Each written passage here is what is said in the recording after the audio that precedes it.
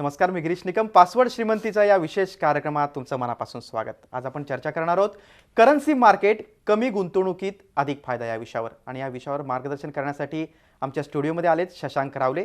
कार्यक्रमाकडे वळण्यापूर्वी मी शशांक सरांचं स्टुडिओमध्ये स्वागत करतो आणि रावले सरांचं थोडक्यात ओळख करून देतो. शशांक रावले हे SR कन्सल्टन्सीचे डायरेक्टर आहेत, तसंच ते शेअर ट्रेडिंगमधील तज्ज्ञ आहेत आणि फायनान्शियल ट्रेनर देखील आहेत. टेक्निकल ॲनालिस्ट, शेअर गुंतवणूक आणि ट्रेडिंग सल्लागार म्हणून ते कार्यरत आहेत. चला तर मग आपण शेअर मार्केटमधील करन्सी मार्केट संदर्भात आणखीन काही मुद्द्यांवर अगदी विस्तृत चर्चा करूया. सुरुवातीलाच माझा प्रश्न की करन्सी मार्केटमध्ये रिअल करन्सीचा उपयोग होतो का? रिअल करन्सीमध्ये व्यवहार केले जातात का? ट्रेडिंग केलं जातं का? नाही, अनेक लोकांना वाटतं की करन्सी म्हणजे रिअल करन्सी खरेदी विक्री होते, तर असं नाही आहे. म्हणजे स्पेशली त्याच्या डॉलर्समध्ये जास्ती ट्रेडिंग केलं जातं, तर त्याच्यामध्ये फ्युचर्समध्ये ट्रेडिंग केलं जातं. म्हणजे ते रिअल करन्सीमध्ये फ्युचर ट्रेडिंग असतं, तर रिअल करन्सीमध्ये ट्रेडिंग केलं जात नाही. त्याच्यामध्ये रिअल करन्सीमध्ये ट्रेडिंग केलं जात नाही. फ्युचर ट्रेडिंग म्हणजे काय? फ्युचर ट्रेडिंगमध्ये तुम्हाला थोडक्यात सांगतो मी. फ्युचर म्हणजे it's a kind of betting satta. It's a online legal satta, जो की गव्हर्नमेंटनी आणि आपले जे रेग्युलेटर्स आहेत, सेबी आहे आणि RBI आहेत, त्यांनी अप्रूव्ह केलेला हा लिगल सट्टा आहे. म्हणजे तुम्ही रिअल जी करन्सी डॉलर्स वर खाली होतं त्याला बघून तुम्ही ते ऑनलाईन बेटिंग करू शकता आणि त्या बेटिंगमध्ये तुम्ही चांगल्या रीतीने पैसे कमवू शकता. तर तुम्हाला रिअल करन्सी येत नाही, तुम्हाला व्हर्च्युअल करन्सी येते. जर उदाहरण द्यायचं म्हटलं तर तुम्ही समजा तुमच्याकडे रिअल करन्सी, तुम्ही घरामध्ये समजा 10,000पेक्षा जास्ती जर रिअल करन्सी ठेवली असेल तर ते इलिगल आहे. म्हणजे जवळपास 6.5-7 लाखाच्या वर जर घरी पैसे ठेवले तर ते इलिगल आहे. जर कोणालाही कळलं, म्हणजे रेग्युलेटर्सना किंवा जर कोणतेही म्हणजे इव्हन इन्कम टॅक्समध्ये कोणालाही जर कळलं तर ती लोक म्हणा तुमच्यावर ॲक्शन घेऊ शकतात. पण ह्याच्यामध्ये तुम्ही कितीही घ्या करन्सी, कोणी तुम्हाला विचारणार नाही. का? कारण it's a virtual currency, it's not a real currency. म्हणून ते फ्युचर्समध्ये ट्रेडिंग केलं जातं, त्याच्यामध्ये फक्त बेटिंग केलं जातं, रिअल करन्सी नाही येते. बरोबर. फॉरेक्स मार्केट आणि करन्सी मार्केट याच्यातला नेमका फरक कसा आहे? गिरीश सर, मी अनेकदा पाहिलंय, मी जेव्हा ट्रेनिंग प्रोग्राम्स भरपूर लोकांचे होत असतात करन्सी ट्रेडिंगबद्दल. बरोबर. अनेक लोकांना फॉरेक्स मार्केट आणि करन्सी मार्केट फरकच कळत नाही. ते लोक काय तुम्हाला शिकवणार? बरोबर. तर मला सांगायला आवडेल काय असतं ते. पहिलं तर फॉरेक्स मार्केट काय ते सांगतो, नंतर करन्सी मार्केट काय ते. फॉरेक्स मार्केट हे इंटरनॅशनल मार्केट आहे, ओके. आणि त्याच्यात global currency, cross currencies trade केला जातं. म्हणजे युरो, USD जे क्रॉस करन्सीज आहेत त्याच्यामध्ये ट्रेडिंग केलं जातं.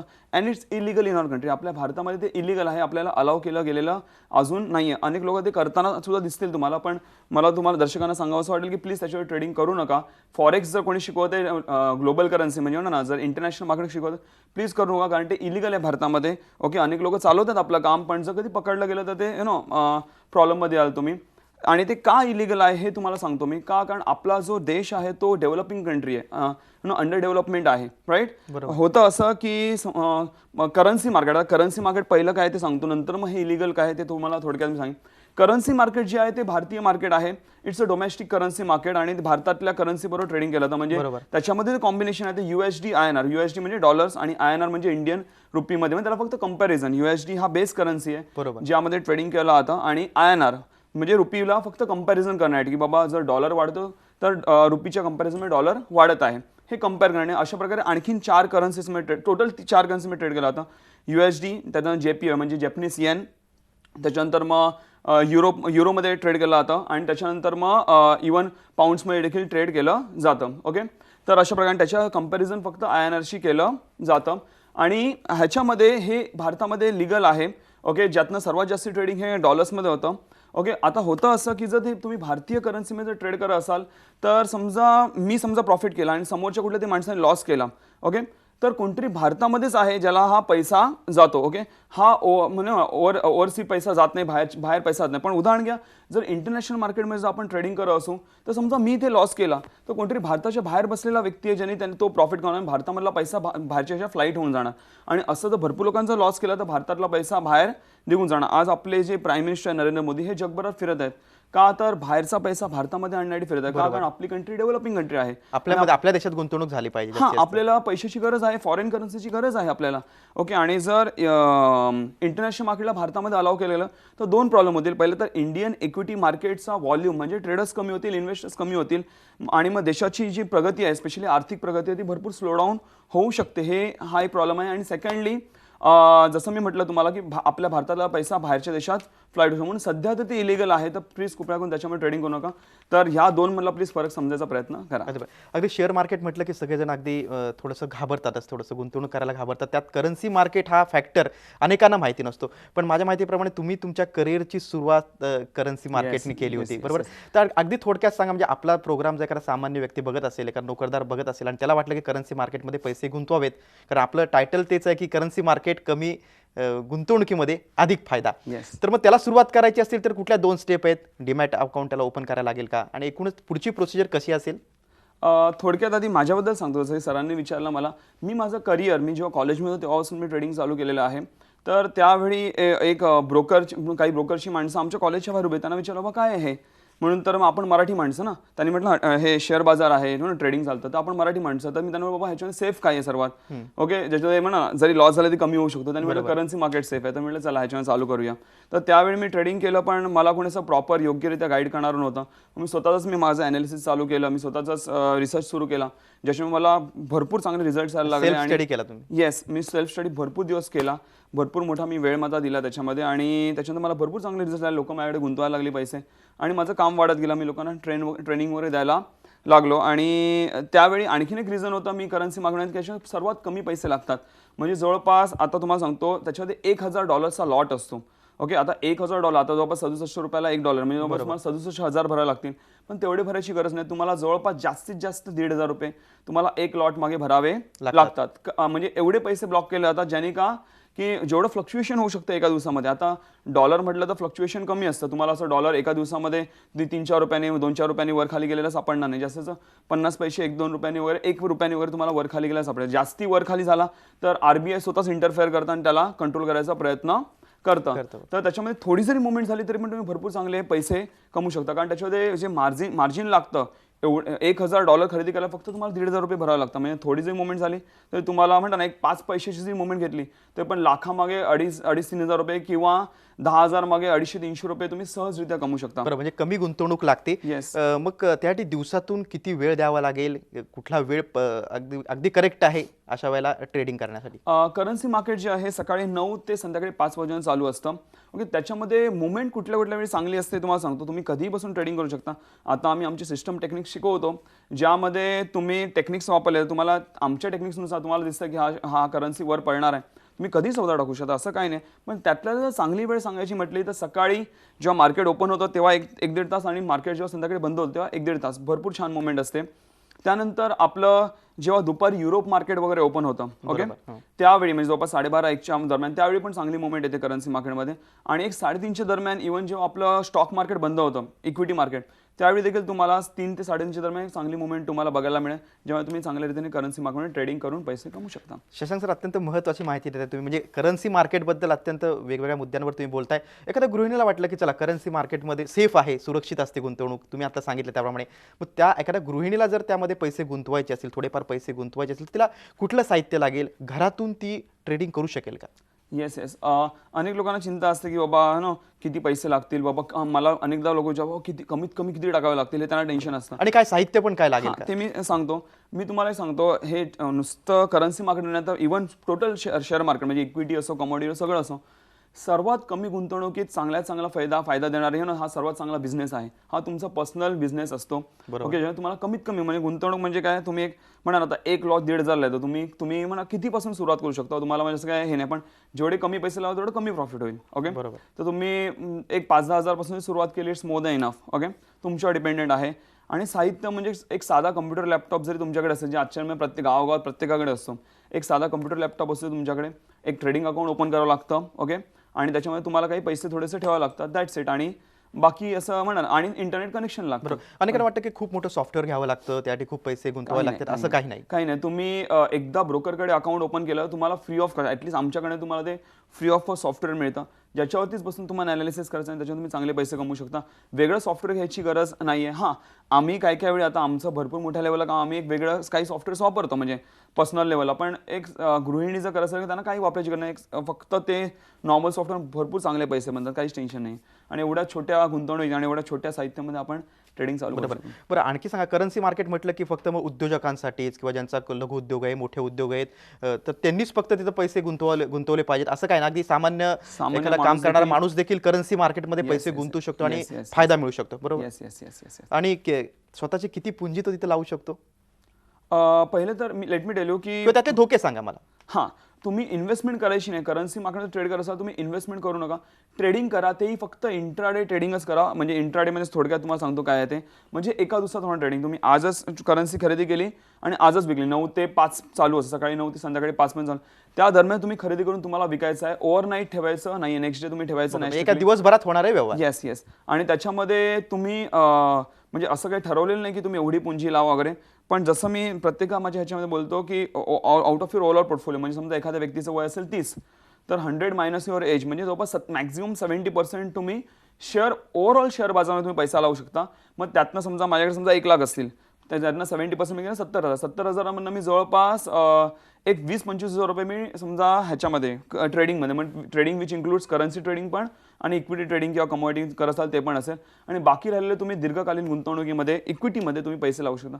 अशा प्रकारे तुम्ही तुमचा फंड डायव्हर्ट करून शशांक सर, म्हणजे करन्सी मार्केटमध्ये ज्यांनी पैसे गुंतवलेले आहेत किंवा ज्यांनी व्यवहार ट्रेडिंग केलेले आहे आणि त्यांना खूप चांगला फायदा झाला आहे, असे काही अनुभव तुमच्या वर्कशॉपमध्ये असतील ते मी तुम्हाला विचारणार आहे. आणि नंतर करन्सी मार्केटमध्ये पण व्यवहार करताना काय धोके आहेत, काय काय गोष्टी कशा टाळल्या पाहिजेत, कशा इग्नोर केल्या पाहिजेत, कुठल्या गोष्टींना सावध राहिलं पाहिजे, त्याविषयी सुद्धा मी तुम्हाला बोलतं करणार आहे. मात्र एका छोट्याशा ब्रेकनंतर पासवर्ड श्रीमंतीच्या खास कार्यक्रमात इथं घेऊया एक छोटासा ब्रेक. पाहत राहा झी 24 तास, रहा एक पाऊल पुढे.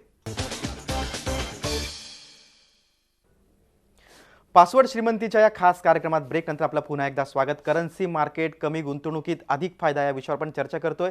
ट्रेडिंग एक्सपर्ट शशांक रावले आपल्याला मार्गदर्शन करतात. शशांक सर, ब्रेकला जाण्यापूर्वी तुम्ही करन्सी मार्केट विषयी अगदी मूलभूत सगळी माहिती तुम्ही सांगितली.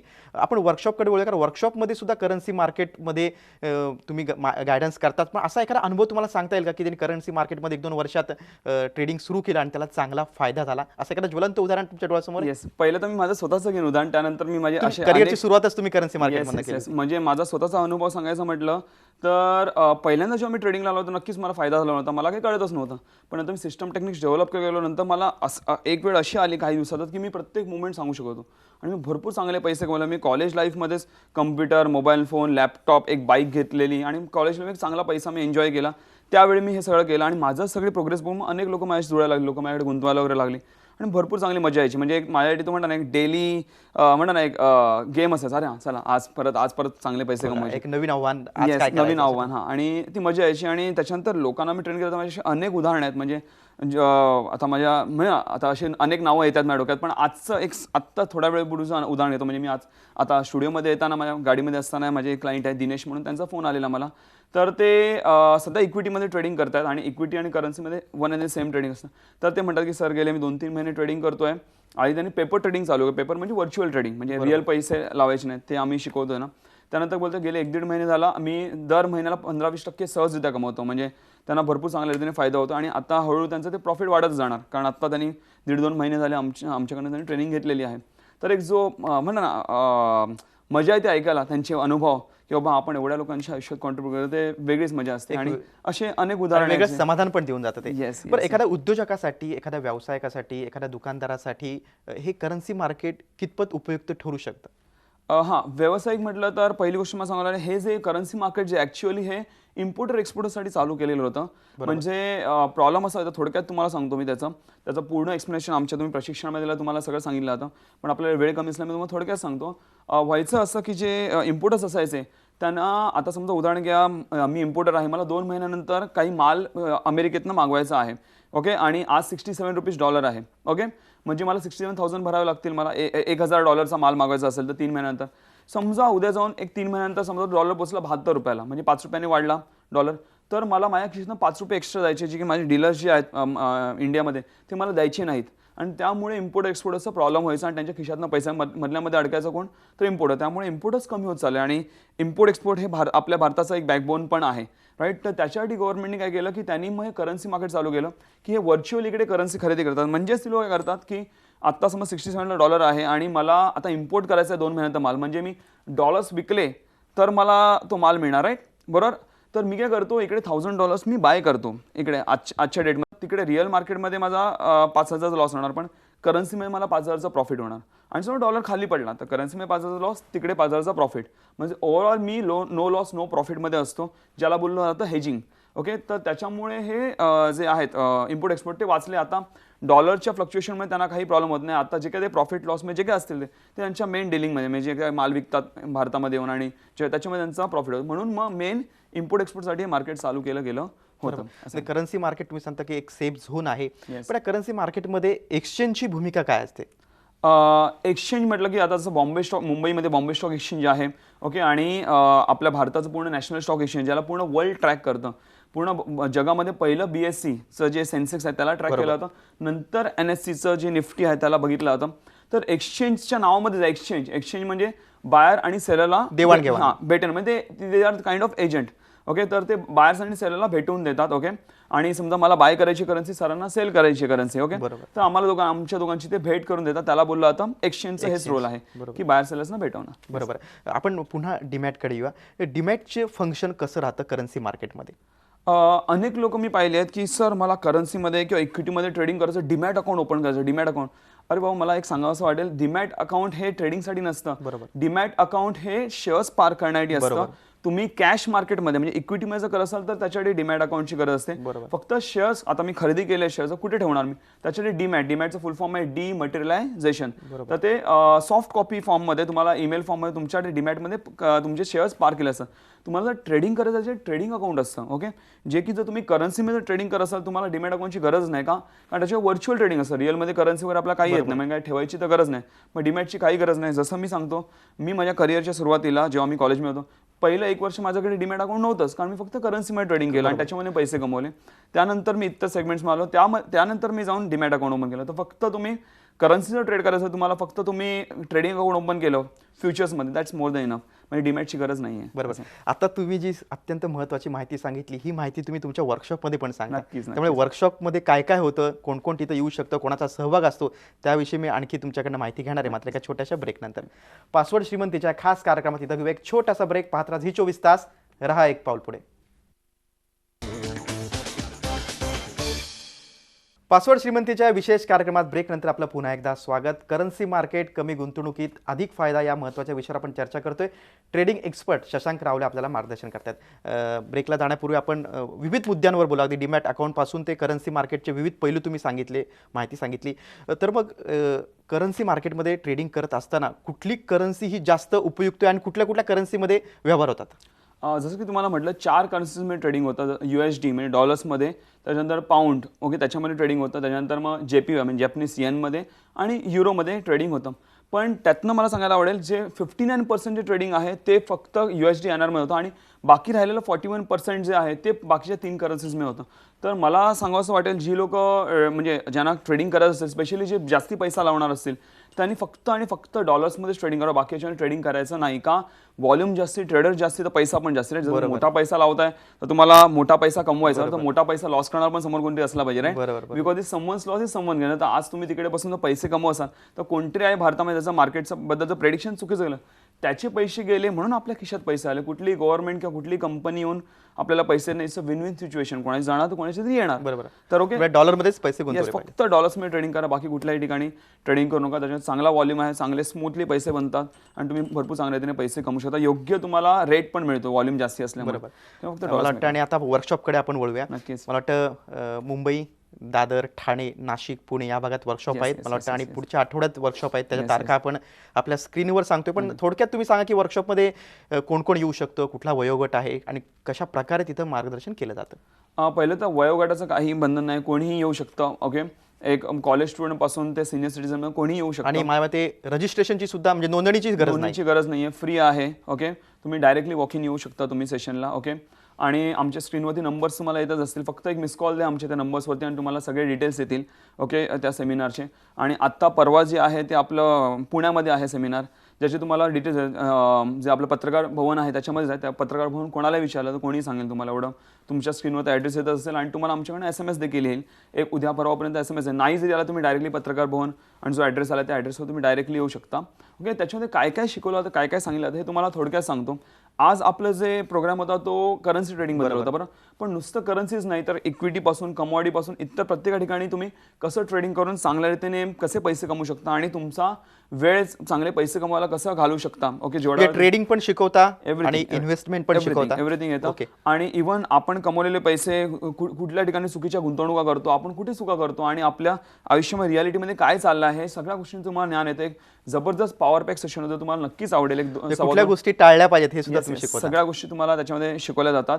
आणि एक झिरो व्यक्ती म्हणजे ज्याला काहीच नॉलेज नाही शेअर बाजाराचं आणि ट्रेडिंगचं आणि करन्सी मार्केटचं, त्याला झिरो पासून प्रत्येक गोष्ट त्याला शिकवल्या जाते आणि एक चांगला यशस्वी ट्रेडर आणि गुंतवणूकदार बनवायचं आमचं काम आहे. क्या बात आहे. म्हणजे मला वाटतं शेअर मार्केटमधलं A to Z Yes. वर्कशॉपमध्ये शिकायला मिळेल. आणि अगदी सामान्य एखादा कुठला सामान्य व्यक्तीच देखील की जो साध्या एक काम करतो कंपनीत छोट्या पगारावर, तो देखील तुमच्या वर्कशॉपमध्ये येऊन ट्रेन होऊ शकतो आणि पैसे चांगल्या तऱ्हेने कमवू शकतो. आणि तुम्ही धोके पण कुठले धोके टाळावेत आणि काय गोष्टी करायला पाहिजेत हे सुद्धा तिथं चांगल्या पद्धतीने शिकवलं जातं. मग आता शेअर मार्केटला घाबरायचं काहीच कारण नाही. करन्सी मार्केटमध्ये तर नक्कीच पैसे ट्रेडिंग केलं पाहिजे. बरोबर, हेच आपण आजच्या कार्यक्रमातून शिकलो. तुम्ही इथं आलात आणि अत्यंत महत्त्वाची माहिती दिलीत, त्याबद्दल धन्यवाद.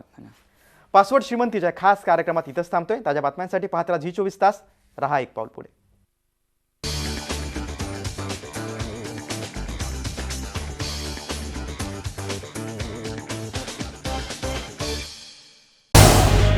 Zee24 तास रहा एक पाऊल पुढे.